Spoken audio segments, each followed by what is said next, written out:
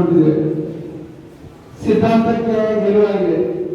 ಆದರೂ ನೀವೆಲ್ಲರೂ ನನ್ನ ಜೊತೆ ನಿಂತು ಈ ಚುನಾವಣೆಯಲ್ಲಿ ಕೊನೆಯ ಕ್ಷಣದವರೆಗೂ ಆ ಗೆಲುವಿನ ಅಂಚಿಗೆ ಕೊನೆಯತಕ್ಕಂಥ ಕೆಲಸವನ್ನು ಮಾಡಿರುವುದು ನಿಮಗೆಲ್ಲರಿಗೂ ನಾನು ಹೃದಯ ತುಂಬಿದ ವಂದನೆಗಳನ್ನು ಸಲ್ಲಿಸ್ತಾ, ನಮ್ಮ ಜೀವನ ಯಾವತ್ತೂ ಇದ್ರೂ ಕೂಡ ರಾಷ್ಟ್ರೀಯ ಸ್ವಯಂ ಸೇವಕ ಸಂಘದ ಸಿದ್ಧಾಂತದ ಗೆಲುವಿದೆ. ಮುಂದಿನ ದಿವಸಗಳಲ್ಲಿ ನಾವೆಲ್ಲರೂ ಜೊತೆಯಾಗಿ ಹಿಂದುತ್ವವನ್ನು ಪ್ರತಿಪಾದನೆ ಮಾಡ್ತಕ್ಕಂಥ ಕೆಲಸ ಕಾರ್ಯವನ್ನು ಮಾಡೋಣ.